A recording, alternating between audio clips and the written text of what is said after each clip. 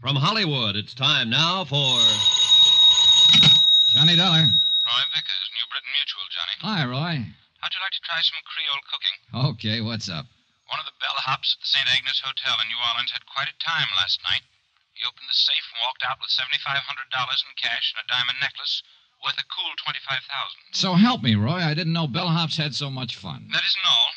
He also stole a station wagon belonging to the hotel manager, not to mention the manager's wife. What do you want back? Mainly that necklace. It's the property of one of our clients. She was stopping at the St. Agnes and had it stowed in the hotel safe. Any line on the bellhop? Not a trace so far. The wife? Don't be funny. Can you hop a plane down there and see what's happened for us? Sure, Roy.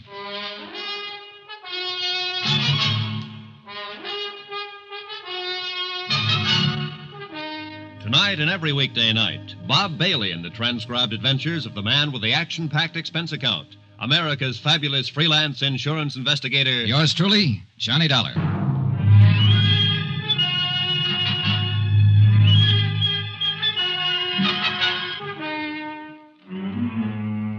Expense account submitted by Special Investigator Johnny Dollar to the New Britain Mutual Insurance Company, Hartford, Connecticut. The following is an accounting of expenditures during my investigation of the Valentine matter. Expense account item 1, $175 and no cents. Airfare and the incidental costs it takes to get from Hartford to New Orleans.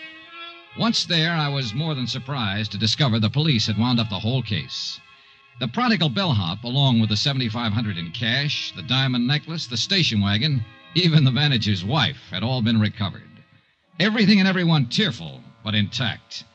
I reported this development to all parties concerned, phoned the airport for a reservation back to Hartford, which they said would be the following afternoon, and then looked around for something to do. I found a spot on Burgundy Street that seemed to be less crowded than the others and settled down for the evening. That's where it happened. He was sitting alone, tall, gray-haired, rugged. A face full of some 50-odd years, I guessed, and full of some other things no one could guess. It was 3 drinks at the bar before I made out who he was, who he had been. A man who was once big, in a way that only Prohibition made them big. This seat taken? No.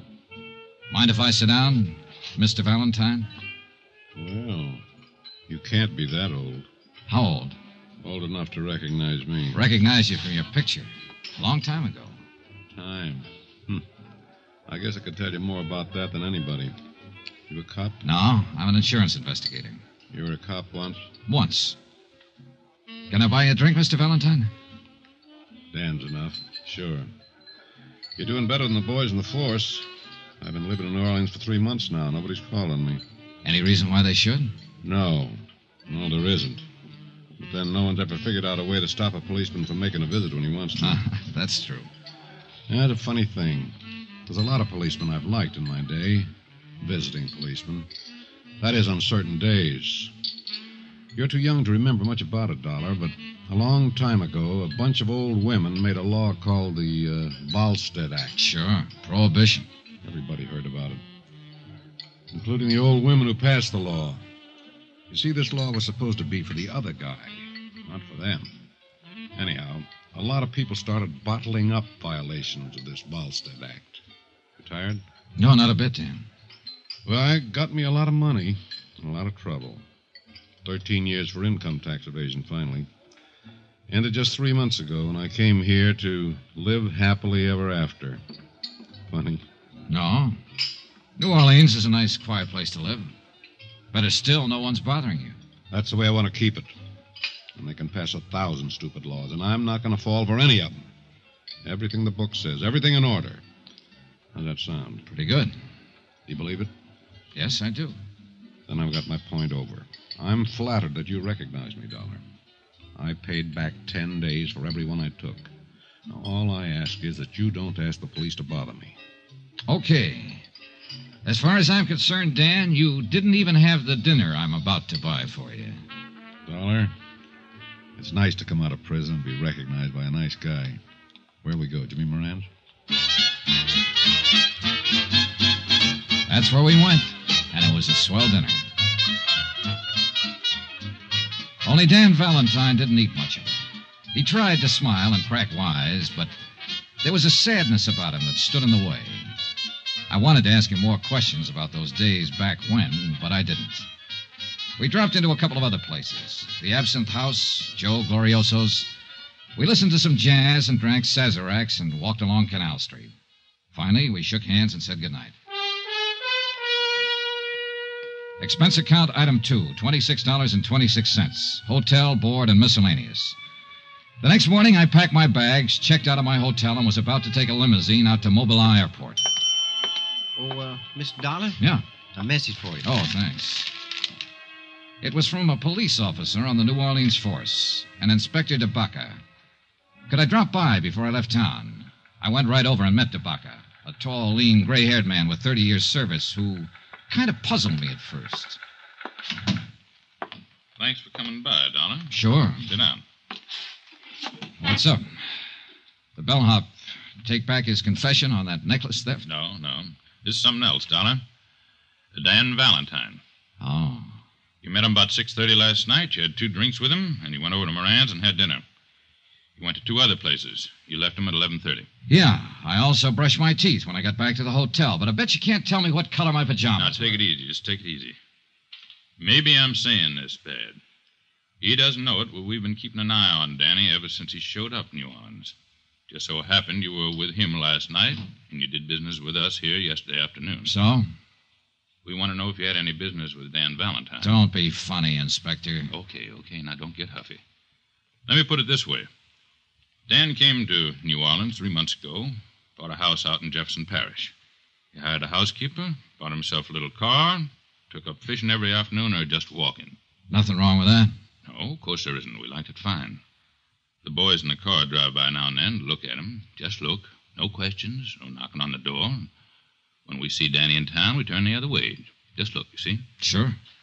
Now, he doesn't have any visitors. No old pals from Chicago or New York or Detroit come to see him. He lives alone. And he likes it. That's what he told me. You're his first visitor. Now, I just wondered. You wondered wrong, DeBacca. Okay. I had to ask about it. You know how it is. Yeah. Excuse me. Yeah? Okay. Right on cue. Your pal just stopped a couple of bullets. Huh? Danny Valentine. Come on. According to the uniformed officer who had put in the call, a newspaper boy had found Valentine lying on the sidewalk and aroused the neighborhood. One of the residents had carried him inside. The ambulance crew stood by the bed as we came in. Valentine was lying on his back, the white chenille spread under him, changing to a deep red. 2 bullets had ripped ragged holes in one shoulder through flesh and bone.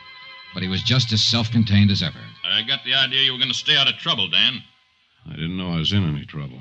Hiya, Dollar. Okay. You went to the police after all? No. The inspector called me in. About you, Dan, but let's forget that for now. How'd this happen? This? Cleaning my gun. You're a loser, Dan. You're not supposed to have a gun. Oh, you know me and the law. We sometimes didn't hit it off. Art, where is the gun? What gun? The gun you were cleaning when you were walking down the street and shot yourself.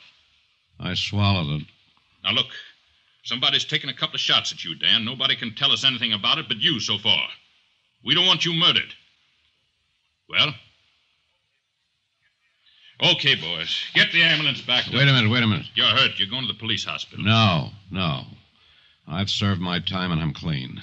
Being shot at even in this state doesn't make you a criminal. Dollar. Yeah, Dan. Do me a favor. Would you phone a private hospital and have me taken there? Go ahead, Johnny. Take it easy, Dan. I did as he asked. A crew from one of the large private hospitals was out there in a matter of minutes. And an hour and a half later, Dan Valentine was operated on and the bullet successfully removed from his shoulder. I waited around until he was taken to a private room, and Inspector DeBacca waited with me. Dollar? Yeah? Why don't you go back to Hartford? This isn't any of your business. I know. My plane takes off at 4. I'll be on it. Well, why are you waiting around here? Oh, to see how he is, I guess. You pal of yours? I just met him last night. You know that. But you're waiting around? Yeah. You want me to tell you why you're waiting around? You want to make sure he's okay. You met him last night, and outside of what you ever read or heard about him, you don't know him from a load of coal. But you want to make sure he's going to be all right. Well, so do I. Because in that room and on that bed lies quite a man. Well, that about summed it up. No matter what he had been or what he had done, Dan Valentine was quite a man. It was the same thing that had caused me to go over to him the night before and start a conversation. The same thing that caused me to believe his plans for living a quiet life in New Orleans. He came out of the anesthetic a half hour later, and he sent for me. Hi. Hi. They say it's going to be okay. Oh, sure. This is nothing. I just wanted to thank you for giving me a hand. Tabaka could probably help you more. All you have to do is tell him who shot you and why. I shot myself, and just for something to do. Look, Dan, I have a fair idea of how tough things were for you and how tough they can be now. But Inspector Tabaka understands it, too. He'll do everything he can to help you. But you have to help him, Dan. Tabaka's a good boy. You're right. You'll tell him who shot you? If there was any way he could help me, I'd let him know first. I'll handle this myself. Guess you'll want to be getting your airplane. Yeah. Good luck, kiddo.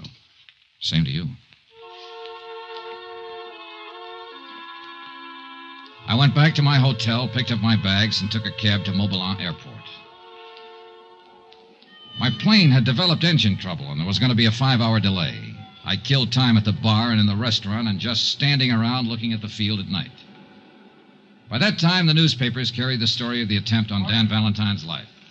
It was as skimpy as the story Dan had told himself, and it troubled me. Mr. Dollar. Yeah? Long-distance call for you from Hartford. You can take it right in there. Oh, thanks.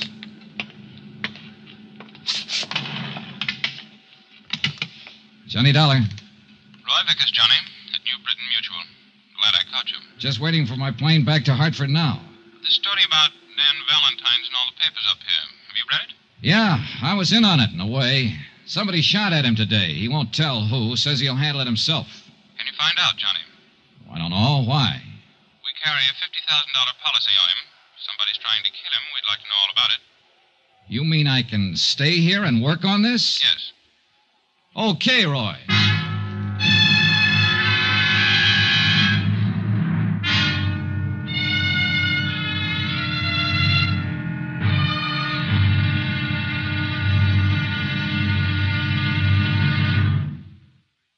There'll be another intriguing episode in our story of the Valentine matter tomorrow. Tomorrow, all the King's men, that could be the New Orleans police force, try to keep one man alive.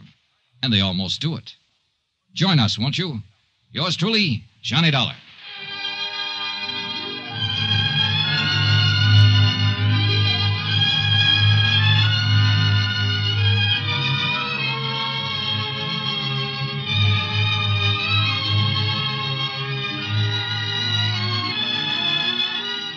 Yours truly, Johnny Dollar, is transcribed in Hollywood. Written by John Dawson, it is produced and directed by Jack Johnstone. Be sure to join us tomorrow night, same time and station, for another exciting episode of Yours truly, Johnny Dollar. Roy Rowan speaking.